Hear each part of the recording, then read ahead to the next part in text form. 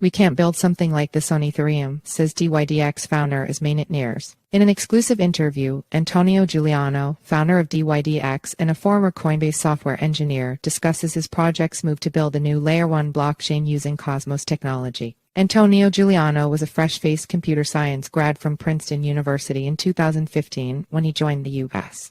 crypto exchange Coinbase as a software engineer. He only stayed for a year, but he caught the blockchain bug. Now Juliano oversees one of the biggest and most closely tracked decentralized exchanges, DYdX, which he founded in 2017. This article is featured in the latest issue of The Protocol, our weekly newsletter exploring the tech behind crypto, one block at a time. Sign up here to get it in your inbox every Wednesday. He's been in the news lately because DYdX is on an odyssey, moving from a Layer 2 network in the Ethereum ecosystem onto its own blockchain built using Cosmos technology. A test network was announced in July, and after some delays, the main network Mainnet launch is now expected next month. We spoke with Juliano last week about the transition, as well as some key blockchain issues that the industry is grappling with. Some highlights on the status of the migration: we're just in the final stages of testing. On assembling a community of blockchain validators in the Cosmos ecosystem, we're probably going to start with something on the order of 50 to 100 validators and then scale up from there. On the scaling advantages of the move, we can't build something like this on Ethereum.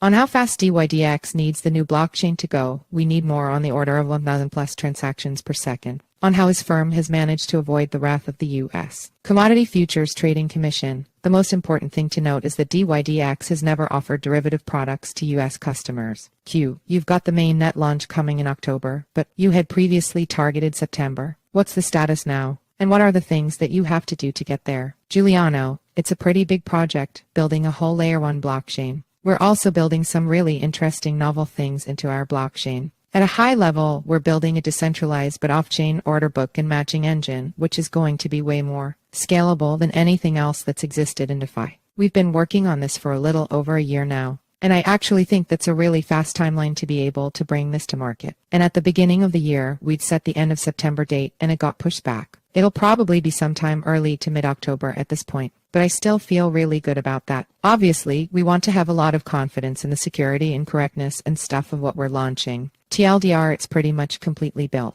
and we're just in the final stages of testing. You have to get your own community of validators as opposed to other setups where you might just kind of inherit somebody else's security domain. What's involved in that? How do you find those validators? Or what's the challenge there? Juliano, so it actually hasn't been that challenging, surprisingly. And it's not really something we're even involved in. We're really just focusing on building the open source software. And I think one of the things that enables that for us is DYdX is not a new project, right? We've been around for 6 years. We have around $1 billion a day that's traded on DYdX. The brand is pretty strong. And I think for the people that are validators, and this has actually become a pretty robust community within Cosmos and some other app chains where there's lots of people that have made a business out of running validators. To have a project like DYdX come in with a really big user base with a really big brand already, it's very likely, without very much or any effort from our part or the rest of the DYdX community parts, that people are going to want to validate because there's incentives to do so.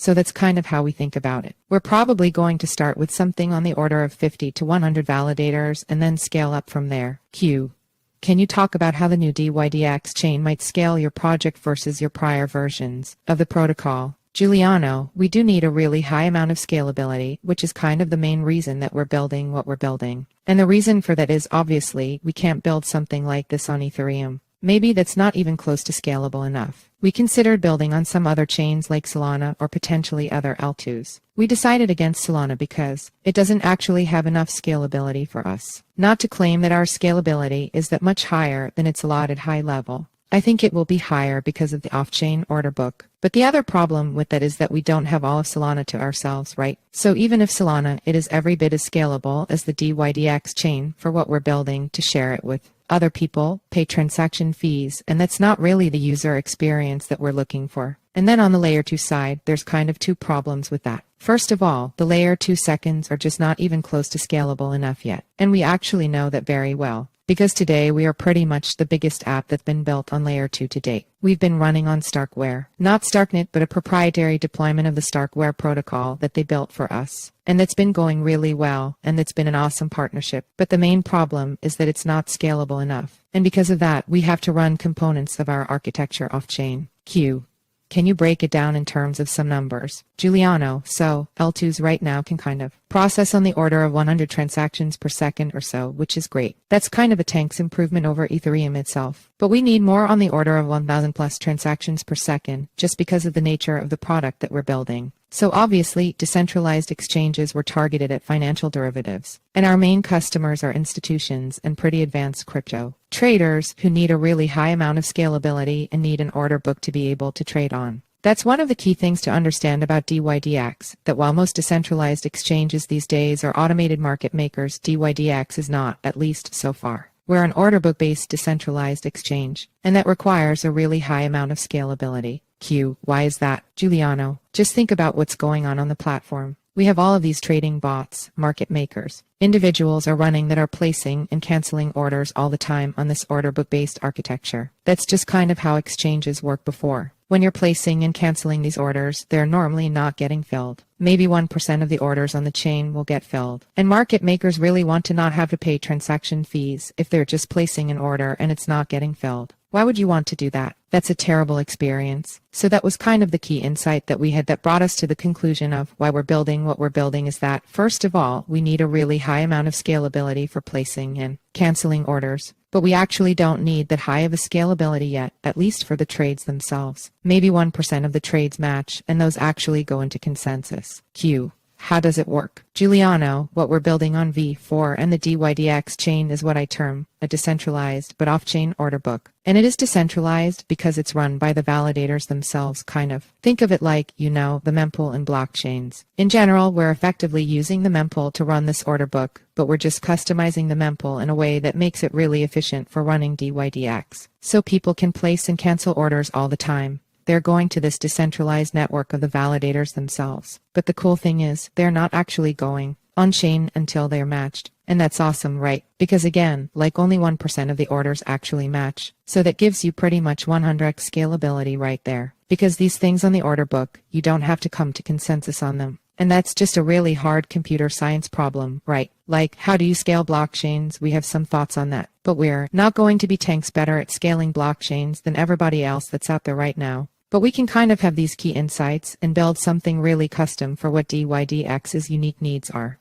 You were saying you need on the order of 1,000 transactions per second. What do you expect to actually achieve post-launch? Juliano, when most general-purpose chains do benchmarking, they'll look at, maybe I could send you Ether or send you a more simple transaction than something that's more complex, and it might take more gas. For us, trading is trading, and we know what it's going to be. And we've tested with the network of, I think, on the order of 50 validators or so, and achieved 2,000 transactions per second so far, and that's pretty cool. Because remember, again, there's no gas fees involved in this. So you can kind of get 2,000 transactions per second with no gas fees. And we'll continue to improve from there if there's a lot of low-hanging fruits in the Cosmos SDK and Tendermint, some of which we're working on ourselves to improve, some of which the Cosmos community is working on to improve, but that's actually the level of throughput that DYdX V3, which is the current version of DYdX, has right now. It's on the order of 1,000 per second. So why did you need more? Juliano, we want to grow, right? So I think if you were to look at a Coinbase or a Binance, I don't have the stats in front of me. So we're topping out Starkware, where it's sort of around 1,000. But let's go one level deeper and kind of understand that a little bit more. So the 1,000 transactions per second that I'm quoting right now is just on our backend. That's before you even hit Starkware, and it's just the order book that's running on our servers in the cloud on AWS. Then again, kind of remember the main metric, which is 1% of the orders actually fill. So if we have 1,000 orders placed per second, well, that means only 10 orders per second or so are actually filling. And that's the amount of throughput that's actually hitting Starkware right now is probably on the order of 10 to 20 per second. With DYdX, you've obviously got this more kind of hybrid, centralized/decentralized exchange model. Juliano, yes, definitely. I would characterize DYdX v3 as a great example of a hybrid exchange. There are some centralized components and decentralized components. The whole thing is non-custodial. That's maybe there are trade-offs that you're making from a decentralization perspective. And I think that's worked pretty well for us so far. And I'm really glad that we did take that path. I think it allowed us to scale a lot, allowed us to iterate more quickly, find product market fit, and build a product that our users really want.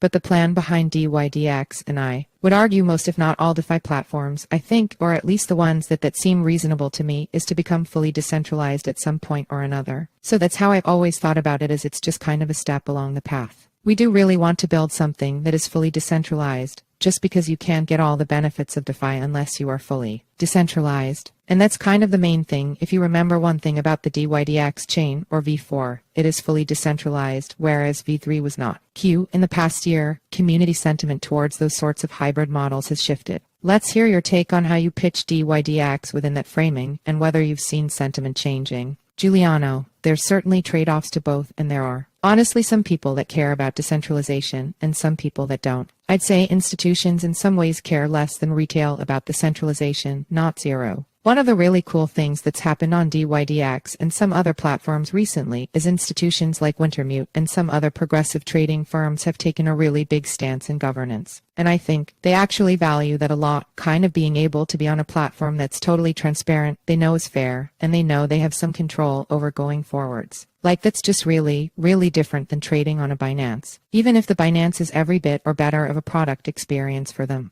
Just kind of like having this control. And this transparency is really valuable as well. What are you looking for in terms of the composition of your validators, and whether that's more organic like Ethereum and Bitcoin or more institution-based? Juliano, at least the state of the world right now on Cosmos is that the validators are indeed known entities, and pretty much entirely, they're more institutional, smaller institutions like institutions in kind of the crypto sense.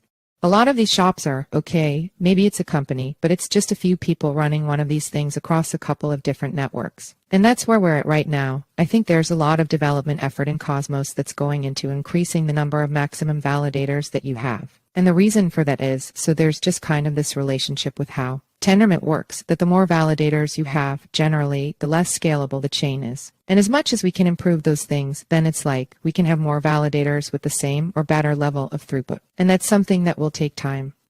Antonio, you wrote this spicy tweet on August 24 about single sequencers in the Ethereum Layer 2 landscape. What was that all about? Juliano, I do strongly believe that Layer 2 seconds will get to a point where the sequencer is a network, rather than just a single operator. And that will make the sequencers much more decentralized, censorship resistant. But the problem with having a single sequencer on Layer 2s right now is the single sequencers are not censorship resistant, right? It's just like literally a server, and the server can refuse to process your transactions if it wants to. Like, I'm not trying to pick on anyone, like literally all of them are like this, but let's just take like Coinbase or Base as an example. Coinbase is literally running a server that is the sequencer for the Base chain. And if they want to reject your transaction for whatever reason, they can do that. And I think they're trying to be as impartial as possible. And that's awesome. But that is not totally decentralized, I may say. And just to prove the point that I kind of understand most of the arguments, at least, okay, there's a way to get around the censorship resistant switches. Effectively, you can go back to Layer 1 and send a transaction to Layer 1 and be like, oh, Coinbase, you have to include my transaction now, because I went to the Layer 1. But that's a terrible product experience, right? Like, maybe that works for some edge cases, or if like the less than 1% of the time when, for some random reason, somebody's being centralized by a sequencer. But if there's a good amount of opportunity for a sizable amount of the transactions to be censored on a given sequencer, for whatever reason, then this may not be something that you want for your network as much. I would be interested in your thoughts on these recent CFTC settlements announced with some other decentralized exchanges. Juliano, yeah, I mean, it's something that we obviously pay a lot of attention to. So I think we have had conversations with the CFTC for 6 years now, which is the entire time the DYdX has been around.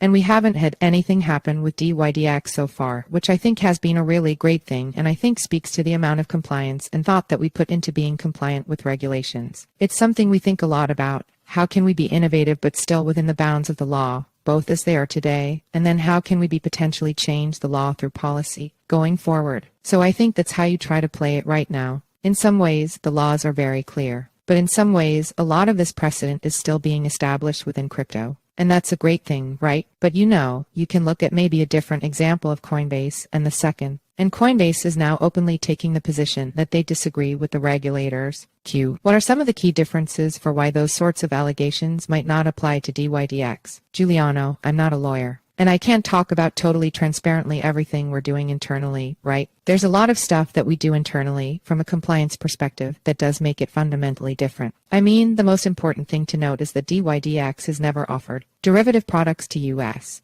customers. That is pretty much like the main thing right there, right? And we have had these conversations with the CFTC, but so far, obviously, we haven't gotten to a place where we feel comfortable offering our products to US customers, at least with the laws as they are right now. And that's why we're trying to change them in the future, so users in the US can get access to these safer products and aren't exposed to trading on these unregulated exchanges offshore, because none of the regulated ones can serve their needs. So I think that's kind of the fundamental difference, is that we've been really thoughtful and careful about this. We were fortunate to be well funded, fortunate to have worked with all of the top blue chip investors in the space. That doesn't solve all your problems, but at least gives you access to the best resources, right? Like we have, like the best lawyers. And I think it is a little silly, but this is kind of the way it is, that a lot of the details matter in these cases. This interview has been edited for brevity.